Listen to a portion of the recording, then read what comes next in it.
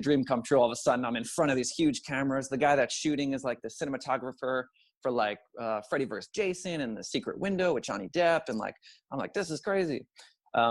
So I think just in that moment, I was like, this is the dream, you know, I want this. So I got back to New York. I started taking acting classes. I started looking for anything and everything to do parkour in movies and zombie stuff. And it was just like, yeah, that's kind of it. But so to backtrack, I could have just done parkour, but instead I looked for opportunities that, you know, searching Craigslist for keywords like parkour to find castings really allowed me to get the work to help lead me to where I am today. Yeah. Did that also help get you into like stunt work and being able to find those job opportunities? Yeah. So definitely like, I came, so that, I mean, that kind of opened the mental door to, I can do this. Right. And then from there it was, all right, I should move to LA, because at that time, Tempest Free Running had already been formed by the forefathers of the company.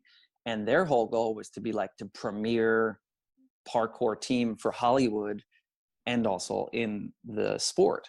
And oddly enough, their first year sort of announcing themselves as a team, they won the first ever world championship. And that same month, maybe, did a performance for the Red Bull Taurus Awards and ended up then booking a ton of work, because at the Taurus Awards, it's a stunt award show hosted by Red Bull for years.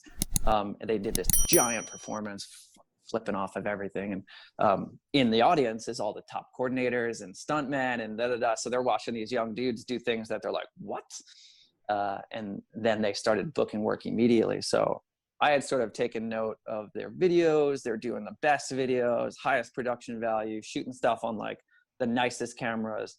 So they were just like the epitome of like, all right, if I can get on that, that's the biggest pro team I know of in the United States. And they're also doing stunt stuff in the film industry and doubling characters in Twilight and like Transformers. And you're like, this is crazy. So you could dig up an old comment on, I think, Paul Darnell's stunt reel in like, I don't know what year it was, 2000, I don't know, whatever. But I actually wrote on there, hey, Paul, like, my name's Jesse. I'm a parkour athlete as well. And I would love to do what you do one day. And got any advice? I don't think he ever wrote me back, but yeah, it's just cool to know like, hey, I was that guy, right? Like I have kids that message me that all the time. So I get it. And then the real truth is that you can go from that to this and have, you know, whatever, 50 major credits in movies and be making a living off of your dream. You just have to put in the work. A lot of people know that sometimes you have to make those big risks and move to a different area to find that dream that you're wanting. From you going from the East Coast to the West Coast, was that a hard transition for you? Or did you know that you were doing the right thing for your career, basically?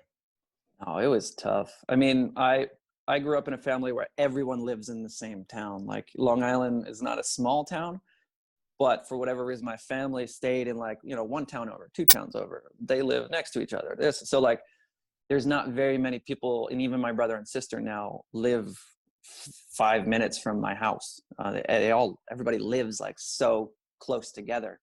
So me moving away was like, I mean, that was a big sacrifice. And then on top of that, you had like, there's a lot of humor in my family, but I remember like our little going away party we had, like people were like taking bets on like when we'll be back.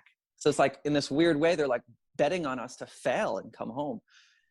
So yeah, it was a tough one. But I think what I knew was that there's not opportunity on Long Island that I want, and there is that opportunity in Los Angeles.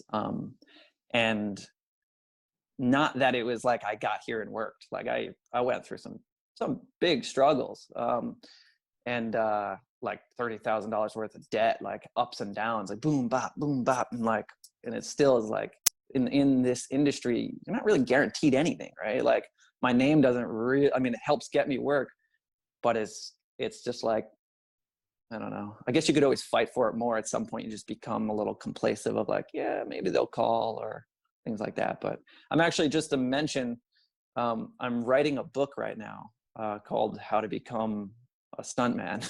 And if you go to howtobecomeastuntman.com, there's a little quiz that you can take to see if you are right for stunt work. And if you leave your email when I get done with the book, I'll email you when it's done. So anyone that's listening, if they want to go do that, it's a fun quiz anyway. It's not like, even if you have no intent of being a stuntman, go take it. It's kind of you get fun answers at the end.